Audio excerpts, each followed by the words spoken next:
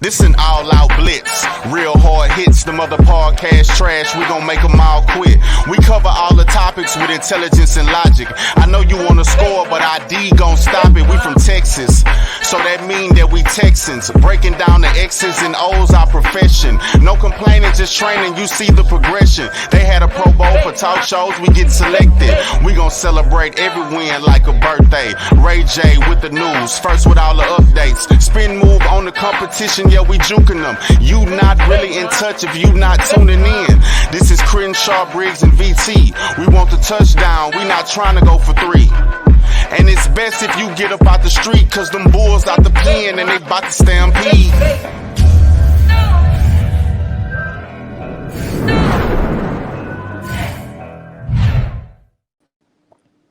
Hey everyone, and welcome to the Texans Fan Battle Podcast. I'm your host tonight, Matthew Briggs. We got a special guest, but before I introduce him, let me introduce my amazing trio. As always, my A1 since day one, Mr. Crenshaw. Say what's up to the folks. What it do? What it do? And guys, our other little brother, but older brother at the same time, we got Mr. Brown, Chubby Bear, BT. What's going on, guys? And guys, if you're a Texan fan from Houston, you know this guy. We got the Houston legend in the building himself, Mr. Lil Keke. What's going on, man? What's good? What's good? How we doing? Doing great, man. You're one of the first ones that came on the podcast, so we got to shout you out. Thank you for helping us blow up the way we are, So thank you for coming on. I really appreciate it. Thank you for having me back. Before we jump into why we're here, I do want to say rest in heaven to another legend, Miss Tina Turner. We lost her today. Yeah, so she's one of the greats. So thoughts and prayers to her family. That's needed. Well, let's kick it off while we're here. Before we kick it to little Texans, Keke, let me ask you, what do you think about this whole new third quarterback rule where they can keep a quarterback for the emergency rule? What do you think about that? I ain't shocked. All the new things that's going on, the extra game, every year they kind of implement more, to get some more, whatever they got to do, man, to get the more money, the TV money, the extra game. So now we seeing I think this based on trying to do the safety, how safe they trying to be, and the different things that's happening, they're gonna start implementing a lot of different new rules in it, man. As long as we can stick to football and play football, I don't really have time to be worried about these. No doubt. BT, what about you? What do you think? I think this rule definitely needed to happen. We saw what happened with the 49ers last year. Christian McCaffrey was prepping to take snaps at quarterback. So the thing is, teams could obviously put a third quarterback, but they would have to sacrifice a roster spot. Now they don't have to sacrifice that roster spot, so there will be a third quarterback available.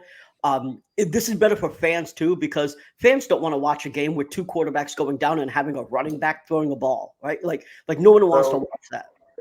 Had they got to the point where they was only letting you carry two quarterbacks? Well, the thing is that you could carry more, but you would have to take up a roster spot. So that means you either have to give up, whatever, a receiver, a tight end, like you have to give up somebody. So no teams were actually putting a third quarterback because obviously they wanted to keep their personnel on. So that's why, like, the 49ers, like, if you've heard a lot of what the 49ers, not just fans, but players say, they are really upset because they believe they were going to go to the Super Bowl if Purdy didn't hurt his elbow the way he did. And so they basically had all their quarterbacks hurt.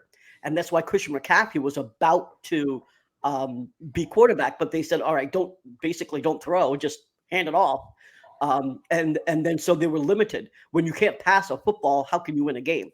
So this rule basically lets teams, without sacrificing a roster spot, keep a quarterback there, and you won't have, or you shouldn't have, games like what we saw with the 49ers where everyone knew the game was going to the quarterback. So this is good for the fans, it's good for the players. This is a good rule. Yeah. Chris, what about you? Yeah, I agree with VT. It's a good rule, but I think they should let all the players dress out. You know how they have those guys on the sideline just have everybody dress out, and that'll keep a lot of confusion down. But I mean, if two quarterbacks get hurt in the game, that's just unfortunate. So Yeah, yeah, I'm that's like, just it's that's just you know, unfortunate. it's so many. I just think they just add, each year, they tweaking this more game as the game is very violent, it's very dangerous, and my whole thing is, man, hey, what we seen with Christian McCaffrey in it, man, that's football. It happens. You know what I'm saying? Like it we've Next seen man worse. up.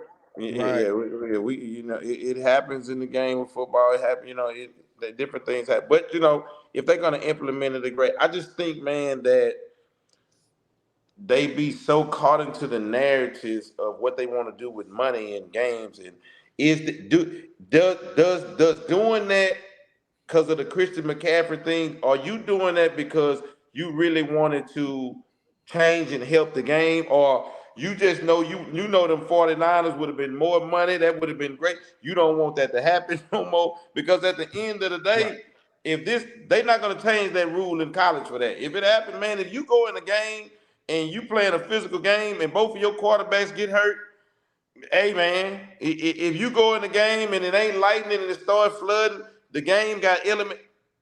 That's the game. It was never in the rule. So I get it, but are you doing it to push the narrative to make the game better, or is this still another money? They love the money. You know what Right. I'm That's saying? like They love the money. So, they already know, man, they wanted those 49ers in that hey. So yeah. I get it. Maybe we'll get both sides. It's good for the quarterback, but at the end of the day, man, football is football. Yes, sir. Well, let's jump into the Texans talk. Um, we had the hiring of D'Amico Ryans, um, Bun B, and Trader's Truth was there. What do you think of this hire? Did you love it? Were you a fan of this move? Um, this is what I felt. I felt that the Texans, we needed a boost of young energy, a voice that, like most of the time, man, when you're in a losing situation, you start to lose, you're getting the draft picks, upper draft picks every year. The first thing they want to do is, that's why I love Lovey and all that, but the first thing they want to do to fix the team is bring in the disciplinarians. Let's get the guys together. Let's take care of the young. Let's show them how to play and be pros.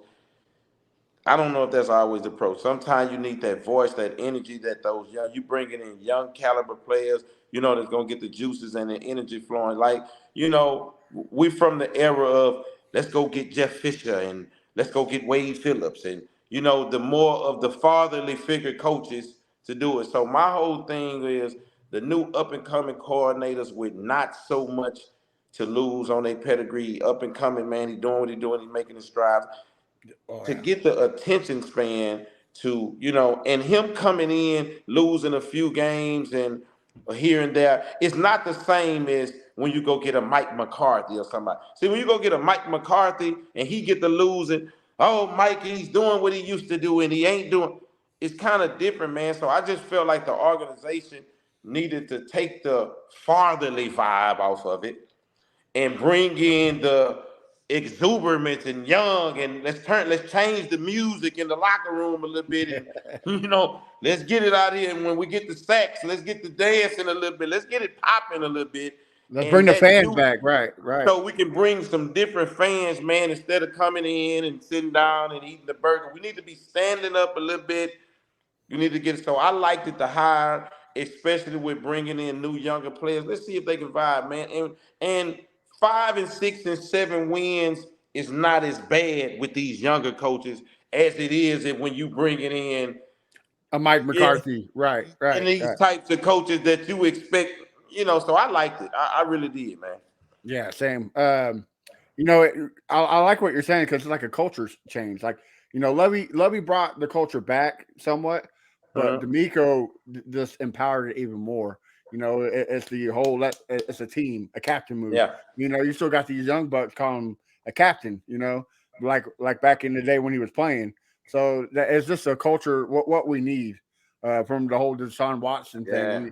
We need a complete 180. I think that's what D'Amico's going to bring to Now the I house. am with this, not to interrupt to make sure they go. I No, am with this. I do be thinking that the coaches like D'Amico. Now I'm all for you going, like for instance, I made the example like the young Sean McVay. I'm down with you going to go get the Wade Phillipses and all them to show you the ropes of how to coach in the fourth quarter and how to close a practice. And they be needing that structure, but the voice and the new energy out there thinking young. Like I love the Sean McVay move when he went to the Rams. Real young, real fiery, and I'm gonna go get Wade Phillips or I'm gonna go get one of these, a more veteran coach to help me because like when I like different teams, when you look at a young team like a Robert Saleh, he's coaching hard, he's coaching the defense, but where they were losing at when you look at a team like the Jets with their great defense, clock management and different things like that the older coaches do know. So I think it should be a little bit both for the mix. So I hope you come out great. So thank you for bringing that up because here's a perfect question for you. There's rumors of Gary Kubiak coming back and kind of being like a special advisor. Would you be against that of old Q? I wouldn't be against that. I wouldn't. Yeah. Hey man, sometimes I think that, like I say, it takes you a minute before you know how to. Hey, listen, man, you'd be shocked at how many of these young coaches look at the Hackett's, the Salas, great coordinators coming from where they're going to. But when they got that head job, making those crucial decisions, time, clock management, this here, kicking a field goal when you shouldn't, going for two when you shouldn't. Sometimes those Gary Kubiaks and all those, they kind of been through those moments. I think that the younger ones should have the voice and the overall say-so of the team, but I wouldn't be against the Gary Kubiak thing at all. Yeah, you're perfect. Like after the game, you say, hey, that 3rd and 2, you should have went for it on 4th. Right there, you said it right. I get it. I agree with you 110%. Yeah. I'm excited for it. Key, we know that you went to the draft party. Tell us about the experience, man. Me and Crenshaw was up here in Kansas City after the draft live. It was pretty cool experience to witness. And BT sadly was sick, so he couldn't join us. But how was it down there in Houston? Was it lit? Was it fun? Listen. I'm not a person like it ain't a thing with me like better late than never. I loved it. And what I mean by that, integrating the city, different parts of the city, the fans, bringing back me, Bun, Slim. We came in, the cheerleaders. We had the board, just getting everybody excited about wanting to come see the Texans. Hey, man, most of the time, you already know when you got that number 1, 2 draft pick, it ain't really time to go see no games. It's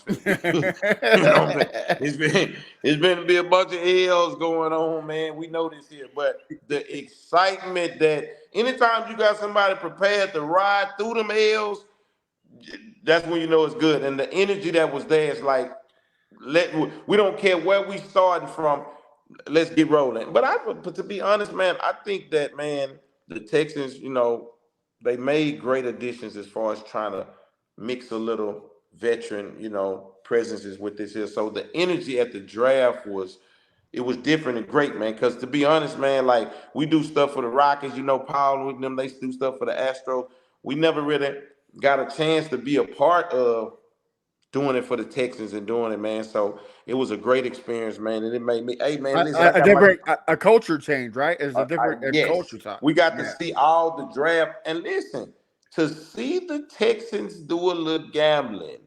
And hey, man, when we heard the Texans was going up and getting that other pick, man, I was like, man, wait a minute, man.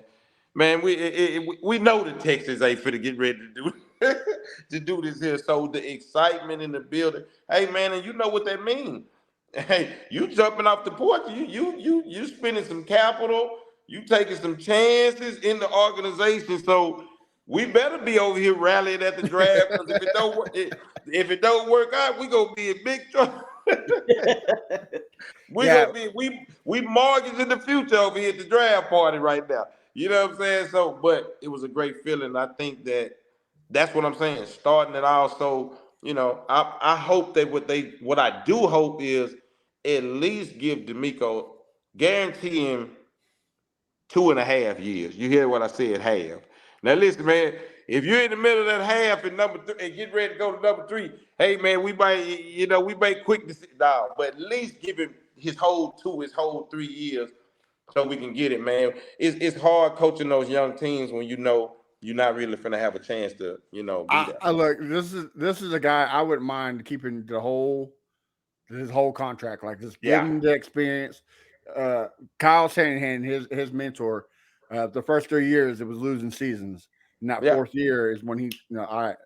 So it takes time. So I agree with you. Give him some time. And he's a Texan, man. He's a Texan. He feels good about what he's doing. That was another good thing at the draft party. We was rallying around somebody that we really feel, hey man, he actually Houston. one of us. He's actually one of us. He know the culture, he know these people, so that was great. I think Crenshaw probably knows the answer to this one. I think his wife is actually from Houston, correct, Crenshaw? Yeah, Fifth Ward. Yeah. Wow. Yeah. Oh man, man, it's going our way, man. It's meant to be. Right. all the powers are, all the stars are lining. Man, it's meant to be. Yeah, I agree, man. I'm excited. So you spoke of the Texans jumping up to number 2 to get Will Anderson. You kind of explained a little bit, but man, were you hyped when they jumped to 3 to get Will Anderson and take? I mean, we got a quarterback what we needed, right? And then, like you said, be aggressive and listen. I was kind of confused at first because I was like, we was getting the vibe of that they wanted to get Will Anderson, right? That they was gonna not do the quarterback and get Will Anderson. So for me, if you're gonna do that, I wanted to trade out and get more picks if we're gonna go defense again. Because I think if we're not gonna get this quarterback, but once we pick the quarterback and we got it, I'm like, hey man, it's a gamble. You know what you do, man. Listen, to move from where you at 12, where we at 12? Yeah, it was 12-3. Do you know what it take man? Do you know what it take to do that? I mean, it took a lot. It took our. He's gotta be the guy. But everybody was excited, man. I think, man, that I've of course, everybody wanted. I mean, Bryce would be the number 1 pick, but I always said that I felt like that Stroud had the body. You know what I'm saying? He had the thicker body, he had the bigger body, and he probably is going to have the game that's going to fit around a defensive-minded quarterback. I mean, coach. We're not going to have to ask him to do as much, put as much, let's build a defense. And so to get both of them, if they turn into Pro Bowlers, it was all worth it. You know what I'm saying? And not even I think that Will Anderson may get a shot to probably be a Pro Bowler for Stroud will. You know what I'm saying? If it goes right. So I think it's a gamble. You know what I'm saying? I think he's a great player, but it's a lot. Would I would have did it if it was vice versa around? Probably not. But since they did it that way, we needed both. I tell you this here, man. You can't never underestimate the lack of having a star. You know what I'm saying? Like on both sides, on both sides. Hey man, I'm not talking about a good player. I'm talking about a star. Yeah. For multiple reasons. Fans in the seats, all types of things, man. Energy, vibe, everything. So if Will Anderson is a star, which we think he should be, it's worth it. Oh, for sure. Can I ask a quick question here about Will Anderson and CJ Stroud? So have you seen any of their press conferences? Because I'm curious what you think about their character, because I think these are 2 pretty awesome kids. Listen, man, I got sons, I got sons, play football, everything, and man, let me tell you, I'm not just saying this. A lot of these youngsters got a lot better character than I would say draft classes and classes before and players before. You get what I'm saying? Yeah. Because a lot of these kids now are starting to come from better families. I'm just keeping it real. You know what I'm saying? Like, this ain't the time no more where, it's just mom and dad's been missing for 30 years. No. Dad is in there now. You know what I'm saying? 2-parent household. In there now. Grandma's in there now. Now, I'm coming from the era, it's going to be mom in there, man.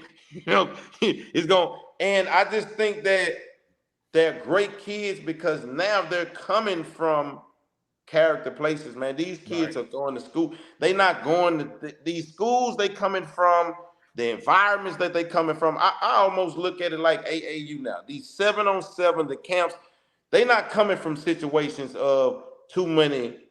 Here, there, we getting the character flaw. But for them two, man, they were able to look at that camera. They were able to articulate. They were able to talk. And you could tell the environment that they already coming from. So, hey, man, that's a very big plus. And they both look coachable. Oh, yeah, most Very, Coachable, which is Yeah. very, very important at that particular, them two picks.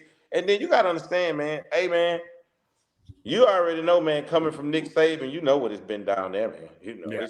it's all it's all discipline that way. You know what I'm saying? And Bill O'Brien, right, yeah. Same thing. Bill O'Brien is disciplined that way. So I think, man, we got two good ones. And at the end of the day, man, listen, they starting, and I think we should have time. I think Davis Mill give him time. CJ, take the job. That's Win what we've it. been saying. Yeah, that's what we've Win been it saying. and count. Yep. Hey, I don't care nothing. Hey, man, you got plenty of time. We ain't got to throw you to the dogs. You know, at the end of the day, Davis Mills is serviceable enough to get in here, still do what he need to do until you're ready, unless you come in here and just blow us away. Now, we ready for you to play.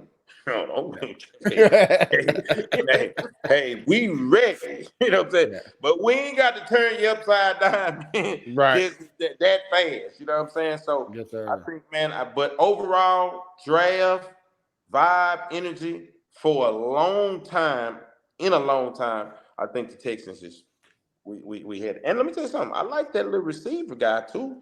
Dell, yes, sir. And the one that we getting back that didn't get to play. Mechie, yeah. Oh, yeah. Hey, man, we got something. Hey, man, we got something. We headed that way. So even if we wasn't, man, I feel good. I'm excited. I can't wait to get there. I'll tell you that there. Yeah, man, I love that you brought the way that they're raised and the way that they present themselves.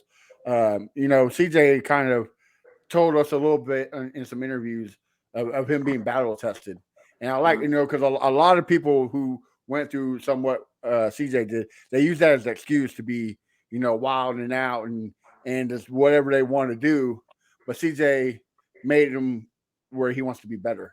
Where he tries to be better. And that's what you need in a leader, right? I mean, some guy that wants to be, no matter what, he must be better.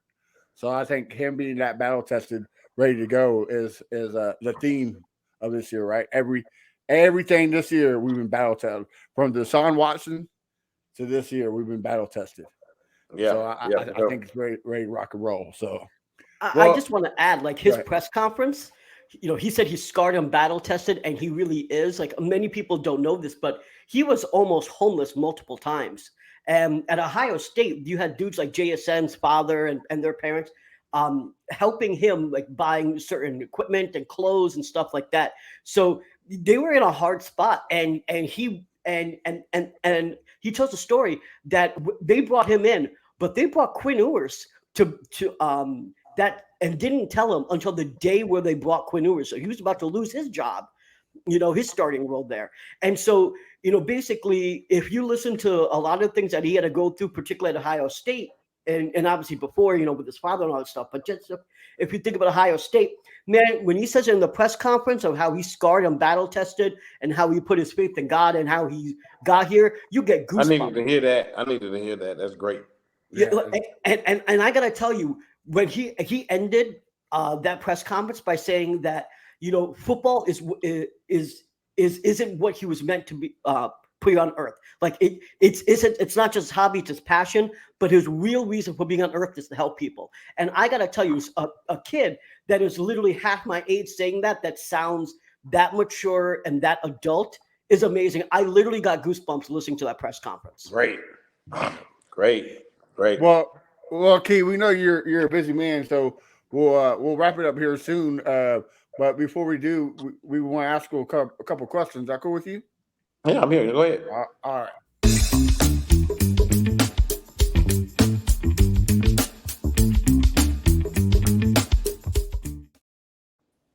All right, man. I'll kick it off. You know, a lot of people don't know the culture around Houston food. It, I believe the culinary of Houston doesn't get the love that it deserves. I'm a big culinary guy. I'm a chef. I love to cook. I definitely love to eat. So, King, tell me what's your favorite meal or food, anything of Houston? I'm a big food connoisseur here. I love to cook. I love to eat. So it just depends on what I'm gonna do. I'm a nightlife steak guy. Mm. I'm a midday brunch restaurant guy. I'm a breakfast restaurant guy. I eat out a lot. I cook a lot. So it's all about what you want with me. You know what I'm saying? So, Like what's your favorite steakhouse there in Houston? my favorite steakhouse is Ruth Chris for sure. Ooh, Now all Ooh, right, hell all yeah. right. that's my favorite. Now I eat at everyone. Steak 48, Maestro's, Perry's, the Warwick. I go to any. I'm a high. I love high level steak. I mean, high expensive steak restaurant. That's how I like to treat myself. But my favorite cut into seasoned steak that I love is Ruth Chris, hands I'm down. I'm a saltgrass guy, I'm a but saltgrass guy too. I'm a salt. And what's crazy is I got different likes of different cuts that I may mm. eat over here. At saltgrass, I love the Texas T-bone. You know what I'm saying? I love to peel that off of that. So I'm a steak guy. Now in the daytime, man, just a great place that's kind of not expensive and just some good food. I like to go to Gracie's. Oh, Gracie's okay, and that's a, yeah, that's a yeah. cool little food. That's a cool flight. Then of course, I could do the Breakfast Club in the morning. I could do La Peeps. I can do that kind of breakfast in the morning. I can do my own. Then I got different trucks that I deal with. Light work barbecue. If I'm just going to a truck, I might go to Killings in Pearland. So I got they rub that I love on their ribs. Then I love Burns. They got a special beans and Hmm. potato salad that they do. Hey man, I'm a foodie. You know what I'm saying? So Yes, so sir. I'm all day, man. I can eat it this way, man. You can catch me eating some French's chicken early in the daytime, and then later on you can catch me with a 12-ounce bone-in ribeye or a fillet or something. So I can mix it up all day. But I love little spots like I said, like Gracie's, because I can go in there and get a roasted chicken or I can get a Whatever great you salad, like, right? a Yeah, salad that I want. It's kind of American and kind of, so I love little spots like that. yeah. So, well, here's the real question for you. We already know Crenshaw's answer. How do you take your steak? I'm not telling. I'm not telling. Yeah, Now, let me tell you. It depends on where.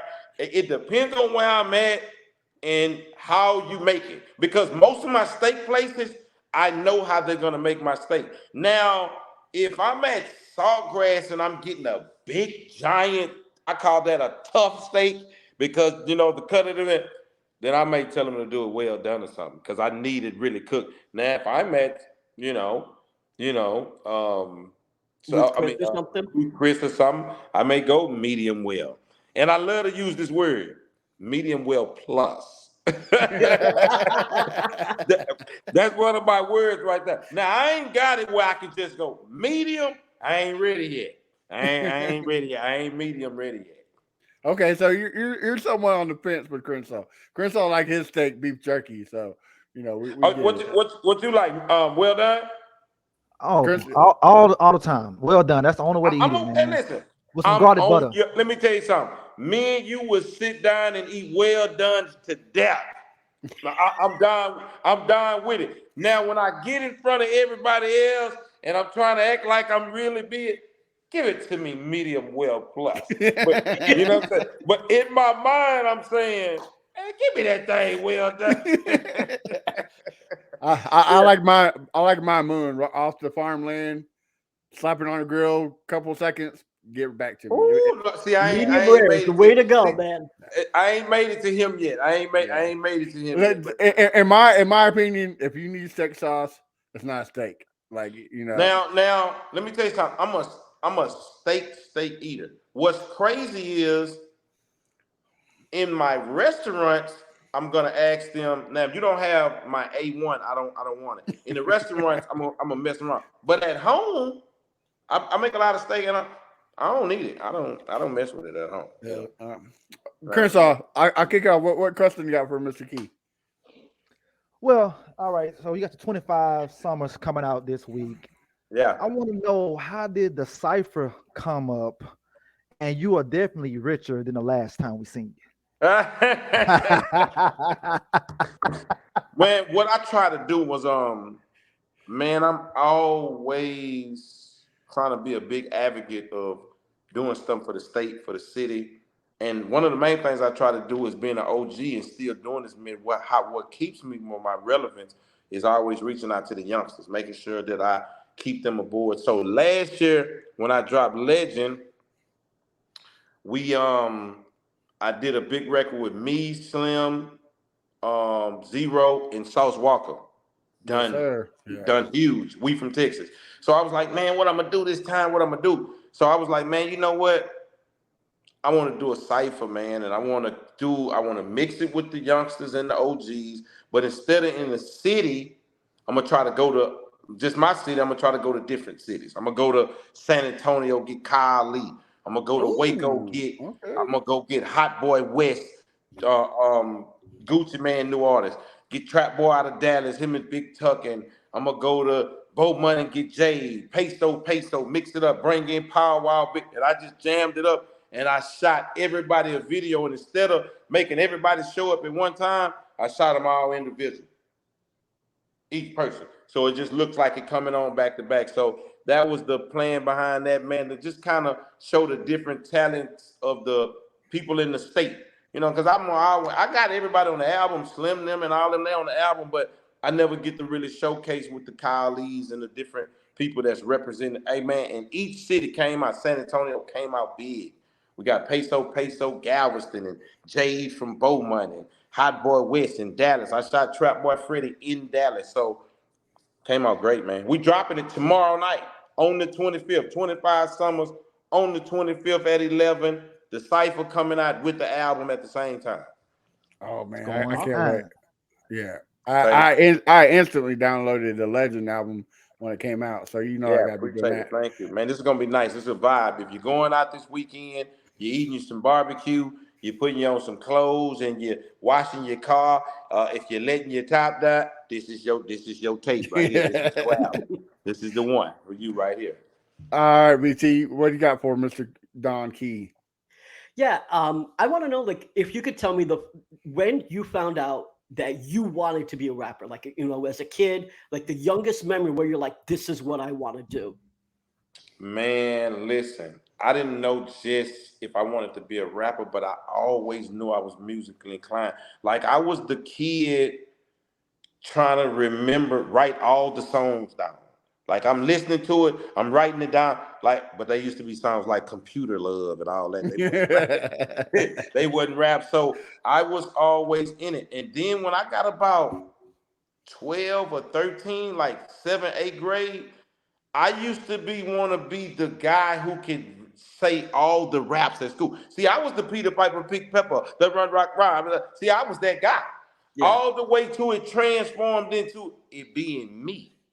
See, I was the lunchroom guy. They beating on the table. Everybody coming over. I was that guy. Man, listen. The album is called 25 Summers, but this is actually my 30th summer. I've been doing this since 17. My first screw tape was in 1993. Yes, my screw tape, the one that got me on and people handed up, that was in 1993. I was 17 years old. This is 25 Summers just sound better.Got a better ring to it. 25 Summers. You know, makes you feel younger too, right? You know? But it's really like my 30th year, man, from 1993 to 2023. So I've been kind of musically inclined, and I've just been blessed to be able to still maintain not just the skill level, the drive. You know, that's what it be about, man, to still have the drive to want to get it done, man. So since a kid, man, 13, 14, I knew I was going to do it. All right. I got one more question for you. Go ahead. You know, a lot of, like, you know, people, Crenshaw and my age, we know the legends like yourself, Lil O, Hawk, you know, SPM. why don't you tell some of these guys that, especially that don't know Texas rap, some of the young bucks that are coming up. Like I was a big fan of Mo3 before he sadly lost his life. So what's some of the guys from Texas that you're loving that some that you already mentioned or some that we don't know yet? That's rolling right now. Yes, sir. Or rolling right now, or that's on the upcoming. Man, for me, man, like it's like this. We're Man, Texas is almost damn near its own genre, man. You know what I'm saying? Exactly. Right. Exactly. Like so, man, Yeah. we can turn one of our people that we love, and you might not know a hell a damn thing about it, and we love them to death. You know what I'm saying? Exactly. And they big and they very big. So I'm liking from a young standpoint, I love everything that has to do with like the big extra plugs and everything that's happening that way. Cause I watch everything, even from what we do down here. I love everything. That's why I go get them. Like one of my favorites is DJ Chose. That's my guy. You know what I'm saying? DJ Chose, he's on the album. DJ XO. I love the producers, man. The thing what we get caught up in sometimes is we're so blessed to be from Texas. Yes, You know what I'm saying? sir. Yes, Man, listen. sir. Texas will pay you, man. Are you listening to me? They will pay you if you know what you're doing. So sometimes, man, a lot of people don't get to be in love with as much as our stars as I would want them to be. Everybody ain't gonna get to be Megan or Travis or such. But the game is so good to us, and it makes us have such a great living. To I be so happy when I see anything, man. We got so many people that come from here that being doing so great because the independent game is so great to us. You know what I'm saying? It's so great to us. So the Maxo Creams and the Sauce, man, I love Sauce Walker, the whole Ooh, TXF. I keep them. I got records with them, man. It's all the way from the old school, man. You know where I'm coming from doing? I'm coming from listening to Zero's new album. I had to go hear his new album. I'm coming to do it. My album's coming out tomorrow. So, man, I still do. I got Big Pokey all over the album. I got Paul Wall over the album. Peso. Who yeah, else? man. I sadly live up here in Kansas City, and I had a guy at work a couple of weeks ago. Like, hey, man, have you heard this new Texas rapper? He's amazing. I was like, oh yeah, what's his name? He goes Zero. I was like, bro, get, get the come on, bro. Like, really? Come on, Hey, man. that happens, man. That happens, man. Uh, Hey, listen, go do interviews, and people be asking me, did I just come out a year ago? I be hitting them with, yeah, man, yeah. This is great, uh, man. Love it. So, man, listen, I always tell you this, like I told y'all the last time. Hey, man, we're all one of the reasons that we make it because we're always appreciative of these type of opportunities. yes, sir. Man, you can be talking to anybody. Man, man, I wasn't gonna miss it for the world. Man, let me get over here and talk some sports with these boys. This is what I do, you know what I'm saying? So I'm always appreciative and grateful when y'all inviting us on and having, man. Y'all call me to We talk love it. sports. We're gonna do it in the season too, because we're gonna have to go over the review. We're gonna give them at least, we're gonna check in. Tell me what day you want on. We'll make the schedule. What We're you gonna want? check in with the Texans. We're gonna check in 6 games in. All Okay. right. All You know, right. 6 games in. That's gonna kind of tell us, where we finna get ready to go. You know what I'm saying? By that time, it's CJ time by that time. You know, Most definitely. hey, Yes, sir. hey, man, let's get it rocking. You know what I'm saying? So I'm gonna check in with you guys, man. I really appreciate y'all having me, man. And anything y'all ever need, man, just get to me. I got you. All right. Hey, Uh, Chris, I got um, one more question. Go yeah, ahead, I Chris. got Hey, I one. got you. I know you mentioned DJ Chose. Can you talk, if you can, talk about that song "Phones in Heaven"? Can you talk about that, or it's too early? Now I can talk about it. Okay, Uh, talk about it for a little bit. well, man, based on the music that Chose make, you would think, he got these songs and thick and these girls, he know how to cater to what I do.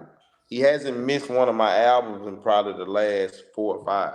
So we got down to the end, man. He calling. I'm ready to go. I got something for you. I've been thinking about. He's always he's gonna ask me, send me what I got, and he's gonna always cater to what I'm doing or cater to my mode that I'm in. So with my mom, my mom passed away New Year's Day. His mom passed away last year. My mom passed away New Year's Day. So when he called me with this one, he caught me off guard with it. And it was such a great concept because it's always different. He always thinking. So he calls me and tell me, hey man, I got a song it was for my mom, but it's for us, man. It's for your mom. And I'm like, I wonder where he went. And for me to hear it, and it's like they got phones in heaven. Like we making a call to heaven on the telephone. And man, it's beautiful. You know what I'm saying? And tomorrow we having a listening party private. I don't know who's listening, but we having a private, and he's a beat that we're gonna play it. So it was a right on time song. He's gonna make the album regardless every year, but for it to be that song in this moment at this time, Right. it was It's probably all one of the best ones. I don't even know how we're gonna we shoot a video to every song. I ain't been able to even think of this one yet.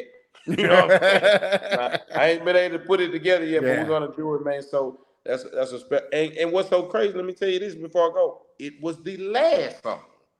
It's the last song I did.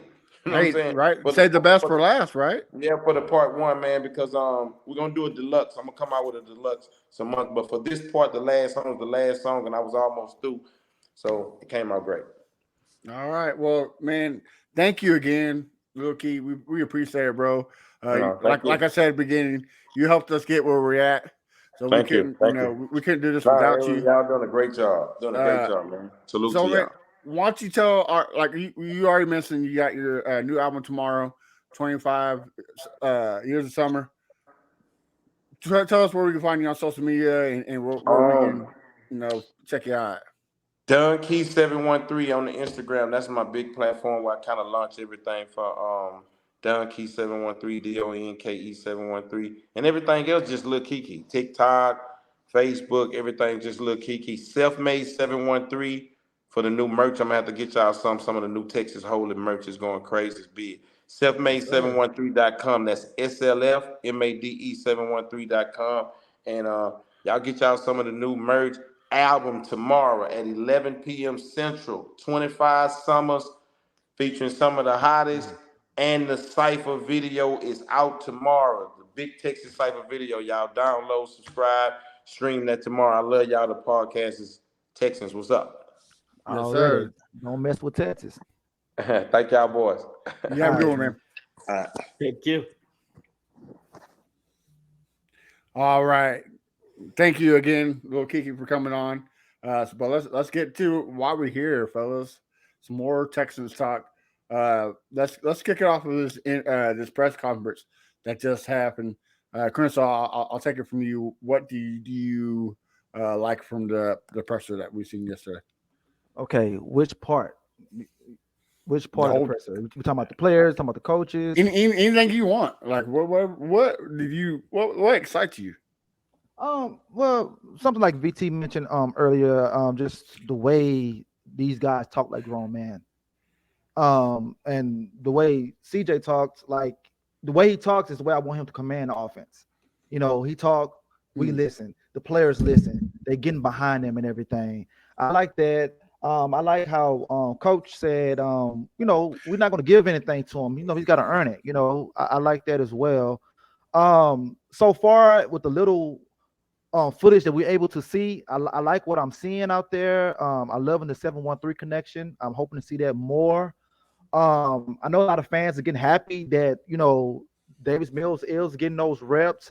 It just OTA, guys. Don't get too happy about that. Just OTAs. It ain't training camp or preseason yet.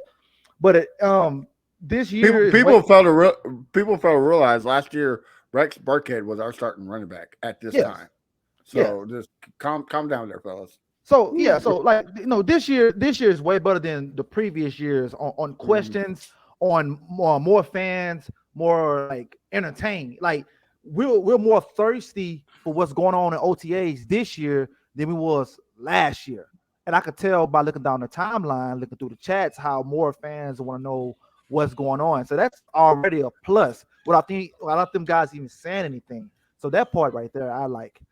But I kind of like that the Davis, not I'm sorry, the Damian Pierce talk is getting a little heated right there, between him and Singletary, because I still think Singletary is running back one, but other guys beg to differ.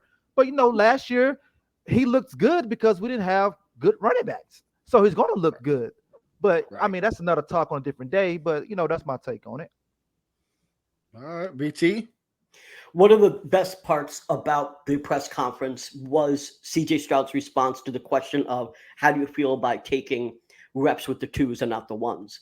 And he specifically said it's not about whether I'm with the ones or with the twos. It's about learning how everyone runs their routes. We're learning how Nico runs their routes. We're learning how Tank runs his routes.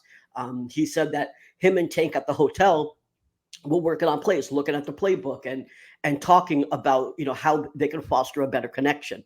The same thing that I said about his initial press conference, where I thought that he was very mature, it's the same thing that I'm going to say again in this press conference.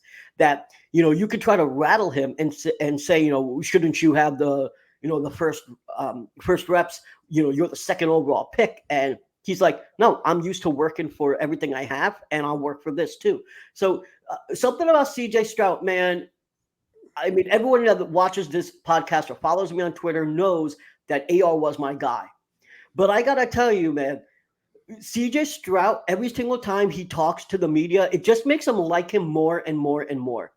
I'm not necessarily the biggest religious guy. I don't talk about God a lot, but God is important, and it's nice to have someone that, in my belief, that he's being genuine, right? You got a lot of athletes that always talk about God and stuff, and you can tell that they're transparently that they don't necessarily mean what they say. And I'm not calling out names. I just think that you can tell. But I think that with CJ Stroud, Mr. VTA, I got a question on that comment you just said. oh, So okay. what's the difference with CJ talking about God and Jack Easterby talking about God? Well, that's actually a decent question. Well, I think when I hear Jack Easterby talking about God, I really just feel like he's almost just playing people when he talks about it, versus where CJ Stroud, because I know his history as well, I know that when he talks about being quote scarred and battle tested, I know he really was. Being almost homeless, trying to always have to fight for what you have and succeeding. The adversity that he's had throughout his life and dealing with his father not being there, the adversity of multiple times. How many people did he have to beat out to keep that starting job in Ohio State? And he did every single time. All the things that he dealt with, and when he talks about it and says that what got him through there was his relationship with God and stuff. I believe it. Could I be naive? Perhaps, but I don't think I'm wrong about this. I really do think he's being honest and truthful and being transparent and honestly wearing his emotions on his sleeve. And I like it. And I think he does it in a mature way, as opposed to wearing your emotions on your sleeve and crying about something. No, he looks at it as a positive. He looks at hardship and says, I can overcome it. Yeah, I can agree with you. You never know what Jack used to be. I mean, he probably say he had too many baby mamas just for the sake of it. So it's crazy. I had to say I love D'Amico Ryan. The whole press conference, D'Amico Ryan. I mean, I get it. Yes, a lot of them were yes man answers. But what are you supposed to tell him? What was he supposed to say? No, Davis Mills is our starter. No, CJ Stroud is the guy. Like, I mean, come on, guys. He's a coach. You can't just at first year coach of that. But I think he knocked it out of the park. So I like Lil Keke said, I'm excited. I'm pumped.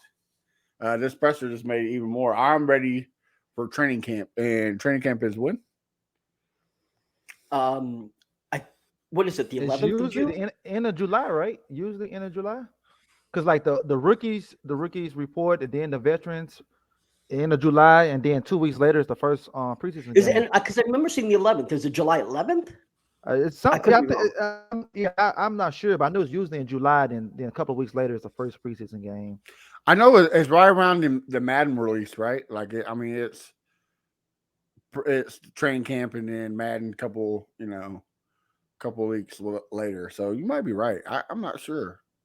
I'm gonna have to do some research on that.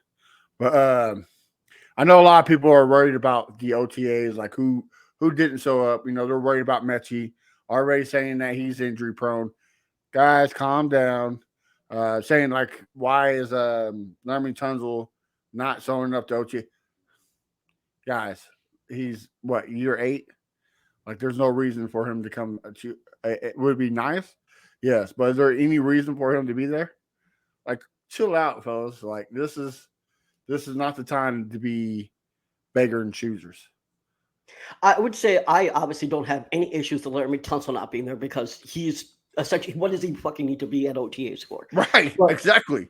But what I would say is I would have hoped that Dalton Schultz and Sheldon Rankins, for different reasons, would have been there, because I think that CJ does need to work on that relationship with Dalton Schultz, and hopefully they are just not at OTAs, but hopefully like they're having some sort of communication. I don't know. And Sheldon Rankins, just because his last great season was in 2018, so in my opinion, getting more help before the start of the season would be great help, because I think he's going to be our lead defensive tackle. Right? Now, didn't Dalton show up to one day of OTAs, or did he miss out? He hasn't showed up to OTAs. I thought I saw somewhere where CJ Stroud threw to him, so I must have been. Aaron Wilson said that was TQ. Oh, was it Q? Okay. Yeah, Aaron Wilson said that Dalton Schultz did not report to OTAs. I mean, it's voluntary; he doesn't have to. But I'm simply saying I would have preferred him to, because I think that, and I've said this before, that Dalton Schultz is going to be a major dude on third downs. Like, he's going to utilize Dalton Schultz to convert on third downs. Well, we didn't have that guy last year, so Davis Mills basically always had to throw to Rex Burkhead. Right. Dalton Schultz would be that dude, and he'll be able to convert on third downs, which is what he did a lot for Dak Prescott. Yeah, but I don't think he need to be there for them to get a connection. I mean, because playing a tight end role, run you 5 yards, turn around, just pick your spot. So I don't think he needs to be there. Now, we need those receivers and him to get on the same page, but I think Dalton will be okay. I think he'd be fine.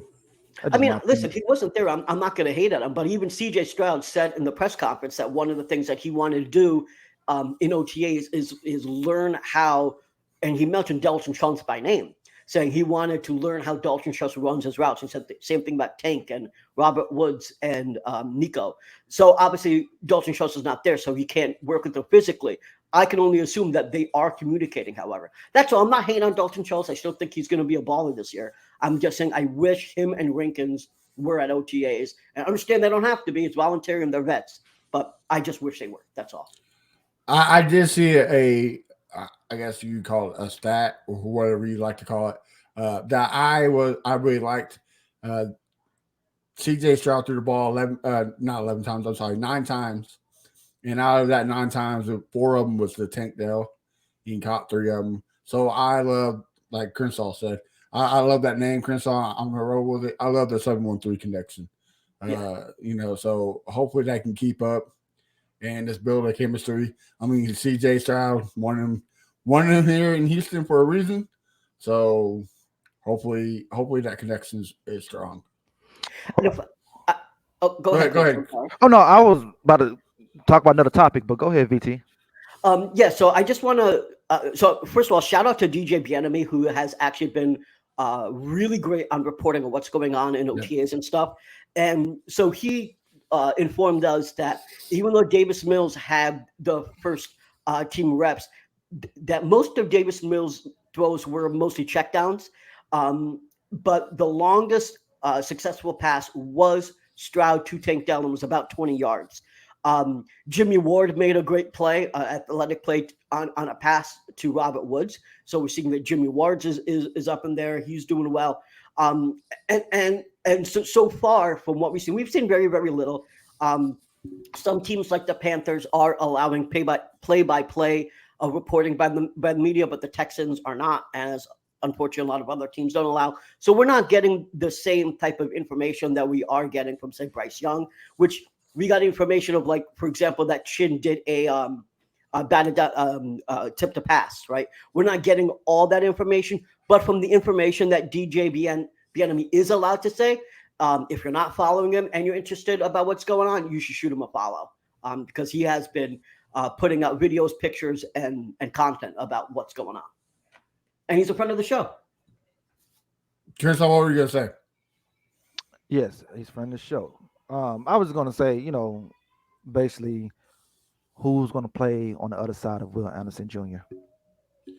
Look, I'm going to say something, and BT is probably going to leave the podcast and never come back. I think it's going to be Javion Clowney when we pick him up. Oh. Run stopper, experience. I know his character sucks. I know he threw a fit last year because he didn't get re-signed and he wanted to quit the team. But he's experienced. He can teach Will Anderson. He can teach Dylan Horton. He can teach Henry Tutu. So as a guy that can teach great stuff on the field to help their progression speed up, and especially the run stop. That's what we need. So I'm okay with it. I know BT is like, no, but hell no to the no. Yeah. Listen, the thing is, culture is important. Like, I know that's some sort of weird word that we all use now, and it really doesn't have a lot of meaning, but it should. And what the culture that we're building is the opposite of an energy vampire, right? Like what D'Amico says, no more energy vampires. And you do not want to have someone here that when we're rebuilding an entire organization from the ground up, from the staffing, from the players, from the front office, and have someone here that refused to play where they asked him to play. And it wasn't just a Ravens game. Then in practice, they asked him to move in the inside, and he said no again. Then he went to the press, badmouthed the organization, saying that Myles Garrett, who was obviously their star dude on defense, right? Like, you're not going to give Myles Garrett the reps. Complained that he was getting reps because of his name. Like, you really want someone to be jealous of fucking Myles Garrett?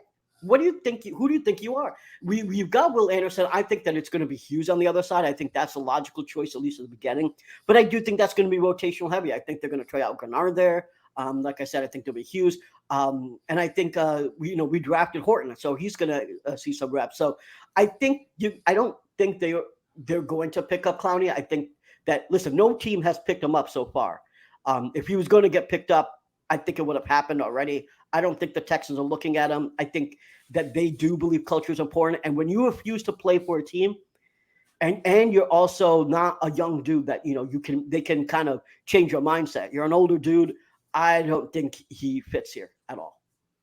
I agree with you what you said, but the only reason why I say bringing him, because like you said, D'Amico Ryans.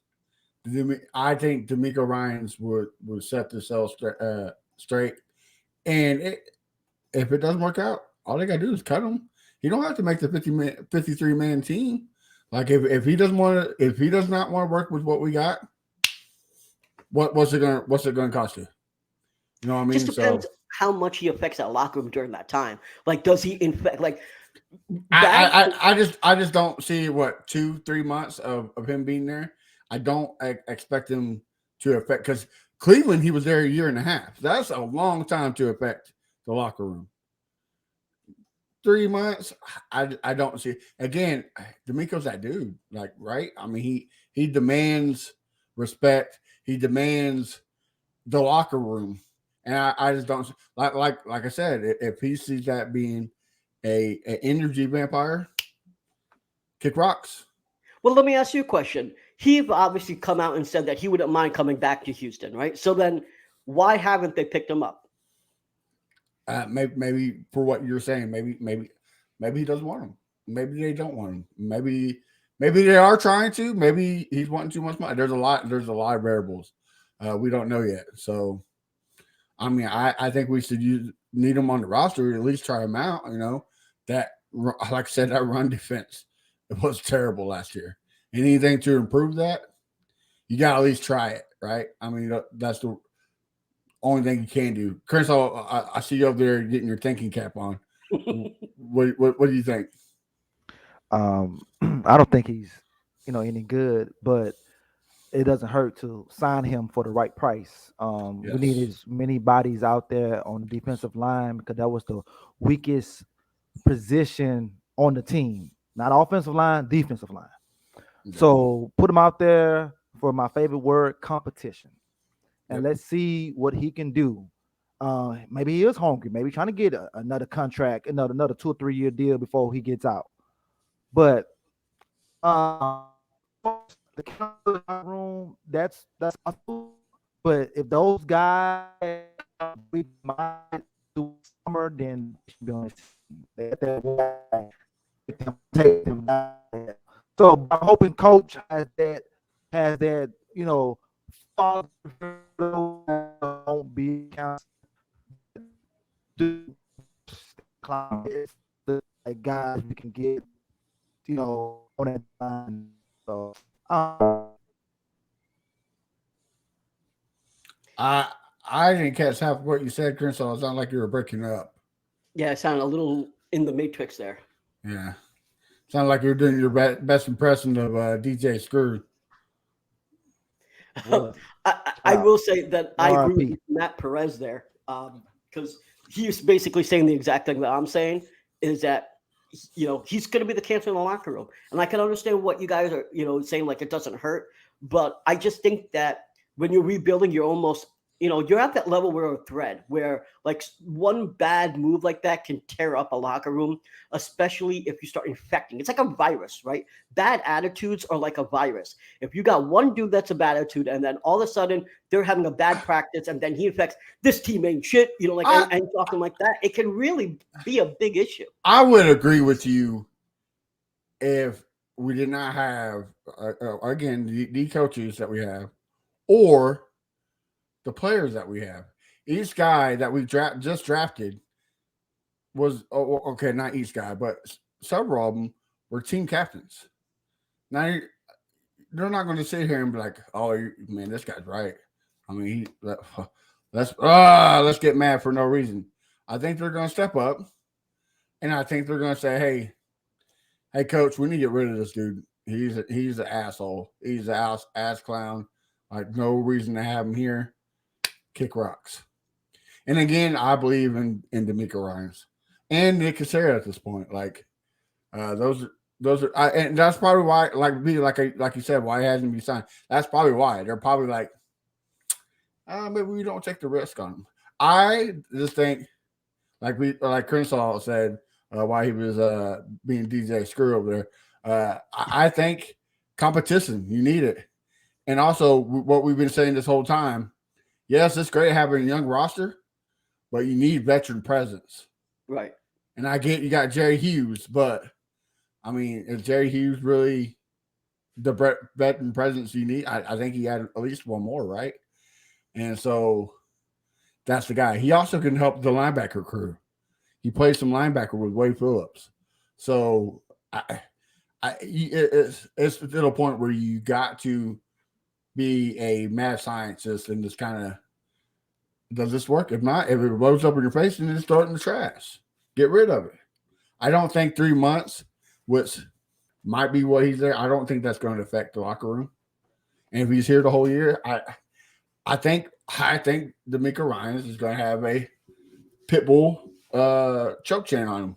As soon as he says something, whoop, he's going to pull that motherfucker and have him yelping. So, but I've been wrong before, so who knows? Been wrong. As you asked my old lady, I've been wrong many of times. All right. Well, anything else, fellas, before we wrap it up? Well, yeah, I'll ask one more question because I know that we spent a decent time on Clowney, but just from the receiver's perspective, obviously we saw stuff from OTAs.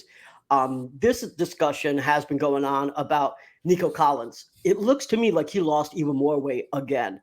Obviously, he's not going to do another weigh-in, but did any of you see the clips from him? Did he look like he lost a lot of weight to you? And what are you expecting out of Nico Collins this year? Go ahead, Chris. It could be because he ain't got no pads on, so it's really hard to tell if he lost the weight. I need to see him with pads on and stand by somebody like, oh, okay, yeah, damn, he did lose weight. I'm expecting him to either get cut or not do shit this year. Gotcha. That's my expectations. I'm I, just I'm done with the guy. I can't stand you on the sideline more than in the games. so I'm on the opposite end. Like I am done with the injuries. Like we don't need another Will Fuller. If you can't play a full season, you're right. Kick rocks. But when he is in, he is improving. I mean, he was having a decent year with a shit quarterback that couldn't get him the ball. And when he did get him the ball, it was either up here or down here. So you give him a good quarterback, you give him a new system, you try it out. I mean, what's it going to hurt? He's on a rookie. Crenshaw's favorite thing, rookie deals. Make it cheap, baby. Make it cheap. So you just give it a try. I don't think you cut him quite yet, but I mean, if that's the one guy you gotta get rid of, okay. I mean, like rookie deal, cut him cheap. Noah Brown, Noah Brown. Are you high on Noah Brown, Crenshaw? Yes, man. I don't think what he did last year with the Cowboys was a fluke. I think this guy can I'm really high on play. Noah Brown too. I think this I guy really can play. I think he could come in and take Nico Collins' position. I ain't saying he'll be wide receiver and that's one, fine with me. Like but he's gonna I'm get he's great gonna with get it. PT. I just think I look. I get it. I mean, everybody's disappointed because we could have had St. Brown over Nico Collins, but I do see flashes of improvement. I mean, his separation did get better last year. His route running did get better last year. He just couldn't stay on the fucking field, and that's the one thing as a football player you have to have, right. You have to be on that field to produce. So that's First and foremost, right? Well, it looks like our wide receiver core is gonna be like the Rams. You know, they had a bunch of guys. They had before Cooper Cup was Cooper Cup. You know, Cup, Robert Woods, Brandon Cooks. It was just a bunch of guys, and they made it work with a strong run game. It looks like that's what's gonna happen to us this year, and that's fine with me. You know, yeah. I mean, Sean McVay runs that yeah. kind of somewhat type of same Yeah, offense. we So I could get a mean, bunch of guys with 700 yards, and then our tight end could be our leading receiver. Hey, that's fine with me. yeah. I just gotta ask then: are you higher on Noah Brown than Xavier Hutchinson? No, I think Xavier Hudson is the future. Okay. Yes, Um, I was about to say. I just As of don't. now, I, Noah Brown yeah, but I is would put a Noah Brown above him because he's been in a real NFL game. Okay. But exactly. Hutchinson, I mean, who knows? I think that's He the could come dude. in the preseason like, well, damn, okay, this guy He could should be have the went. next. He should have went earlier than the sixth round. You know what I'm He saying? can, he Most can be definitely. he could be this year's Damian Pierce. Like, oh fuck, we really I got this think you're guy. right. But You listen, know, my prediction for him is that I think he actually takes Nico's job within the fourth or fifth week, and that's even if Nico stays healthy. But I really think that Hutchinson could work his way up. Maybe I'm wrong about the week, but I think he could be a strong wide receiver too. I think he has lots of talent. I do think a lot of people judge him poorly because of that one Texas game where he had that critical drop. But realize he had the surest hands in the goddamn draft, less than a 4% drop rate. Uh, the dude has wins contested catches. He has a great catch radius. His only knock on him is that he's not a 4-4 guy. Doesn't have that speed, right? But if you have Tank Dell out there, you have Tank Dell being your speed guy, but then you have Xavier Hutchinson being the to be dude your that possession guy. Exactly. correct. Exactly. And And I think that works. and now that we've said something about Tank Dell and these receivers, to all the Texan fans and NFL coaches, couch coaches, armchair GMs, I want to let y'all know something. If you don't know what take the top off of a defense is, please do not use it in a sentence. Please do not say, "Oh, well, he can't take." Yeah, he's fast, but he can't take the top of a defense. Quit it. Just shut up. You don't know what you're talking about. Thank you. Sorry, I had to get that out of my chest. Well, yeah, if Hudson could become what's the help me out VT, what's that guy that played with the Jets back in the early 90s? It was Wayne Shabert. sixth round pick. No, wasn't him. Terrence Mathis. I don't know if you guys Okay. remember him. Oh But yeah, I remember yeah, Terrence Mathis. yeah, this guy had 4 1,000 yard seasons, Pro Bowl, sixth round pick. So you never know. You never know, but like I agree with VT. They question his hands and everything. But this guy is money in the bank. I was high on this guy, last year during our pods. I was always bringing him up and everything. So I'm glad we got him, and I'm glad we got Mechie, because those my two wide receivers right there. I always thought Mechie was better than J Mo. People call me crazy. I like, well, damn, he showed more than J Mo, but J Mo's had that one great year, and people just fell in love. Same thing they're doing with the guy at Ohio State. I think he's good, but JSN. yeah, no, not JSN. The guy that's there now, Marvin Harrison. Marvin Jr. Harris Okay. Jr. I think he's good, but what makes him better than the other guys on the side of him? What's his name? Ibuku, or I can't think his damn Yeah, name right double now. E. Yeah, W. Like, what makes him better than him? It just, I don't know, but I mean, we'll see. We'll see. Time will tell. the discussion really there is that double E plays a lot of slot. That's really what the difference is, right? Because you got to do that can play on the outside, and if you got to do this playing on just slot, that's what a lot of people think is the difference, right? Now, I actually do not think that the whole just a slot thing in college matters. AJ Brown was quote unquote just a slot in college. Justin Jefferson was just a slot in college. Like the whole thing is like when you're on a stacked team, one of those dudes that could play on the outside is going to end up playing the slot. And the other thing is that just because you play on the slot doesn't mean you can't be successful. Cooper Kupp, the year that the Rams won the Super Bowl, he played 87% of the time in the goddamn slot. So like I think a lot of fans diminish slot receivers and consider he can only play the slot. Well, guess what? Slot's important, man. Slots a lot of times when you run those slants that you need someone because you're open and no one else is getting open, especially when like on man coverage and stuff, So like I think that slot receivers get a bad rap. You obviously all heard me about how a lot of fans just don't give a crap about investing in the O-line and don't care about getting dudes to help the O-line out. I think the same is true for slot receivers. Stop hating on slot receivers. Just like I said, stop hating on O-linemen. Give them their love. Yeah, I'm glad you brought up Mathis Crenshaw. You know who I'm not saying this is going to be. I already know what you're gonna say. What? Don't say Antonio Brown. Antonio Brown, baby. 6th round. I knew it, man. Oh, motherfucker. Come on, bro. I mean, wasn't fast. People didn't think he was going to be a good receiver.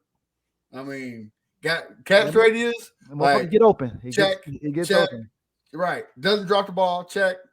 Like, look, I'm telling you, preseason comes around, and for some reason Hutchinson doing the kick return, and he kicks the kicker in the forehead. I'm calling him Antonio Brown Jr. I'm just it's a wrap. Like, I got it. Look, if you can just get a third of the receiver that Antonio Brown was in Hutchinson, this is a success, right? Like, Antonio Brown's a Hall of Fame. I mean, he's a little nuts in the head, but he's a Hall of Fame receiver. So if you get a third out of that in the 6th round pick, I'm sold. Nick Casario, thank you. But yeah, I'm excited. All right, fellas. Anything else? I could go on forever, but I think we've been over our time for today. Yeah, I mean, great cause, right? I mean, when else do we have got Lil Keke on the show? Oh no, I'm not complaining. Good yeah. job. Obviously, we're gonna get him back on week 6, so we need to get on the calendar and mark that off. But all right, well, your wise words, Crenshaw, the worst part of the show. It's the end. All right, Crenshaw, I'll let you kick it off. Where will we find you at? You can find me at 5th Ward, Crenshaw, everywhere. Everywhere. BT, what about you? You can find me on Twitter at Brown Chubby Bear. I'm on Twitter Spaces a lot, so if you want to talk a little bit more ball, come on and join me. Me and Leo do our recorded spaces. Pause. Go ahead. Me and Leo do our recorded space a couple times a week. We'll likely be doing one tomorrow night. So you can follow my social or Leo's, which is at Leo is Forgiven. We upload those to our podcast. So if you're just watching this and you don't listen to us, subscribe to our podcast because that's where we put that up. And my latest article is on fanbattlesports.com. It's all about the O-line. I've been preaching about that we have invested a ton in the O-line, and it's a good article. I think you should check it out if you're curious about how much we actually invest in the O-line and how much we're depending on it. But that's where you can find me, guys. Yeah. So talking on the spaces, you talking like hairy balls, small balls, big balls. All types. Just kidding, man. Yeah, you can find me at A1 Day One Texans. Like BT, I'm writing a couple articles of NFL whole, doing some division prediction by each division. So check that out at fanbattlesports.com. We got some great stuff coming on, so definitely check that out. And you can also see me pissing off Jaguar, Titans, and Colts fans. I forgot the other ones. They're so trash. I forgot about it. Colts fans off on the AFC South fan battle this Sunday, where we have special guest Megan Hall, who's sadly a Colts fan, but we won't judge her too much. And of course, you can find the podcast on the Texas Fan Battle Network website and everywhere at Texas Fan Battle. So make sure you check us out there. Until next week, guys, have a wonderful Memorial Day and a great weekend. Also, I forgot, I promised I would. I wanted to shout out to my daughter, Madison Brooks, on graduating 8th grade. Next year to be a freshman. So quit growing up. Yeah, quit growing up. Make me feel old. Make me feel like I'm BT. So you knock it off. All right, guys. Well, we'll see you next week. This is Crenshaw, Briggs, and VT. We want the touchdown. We not trying to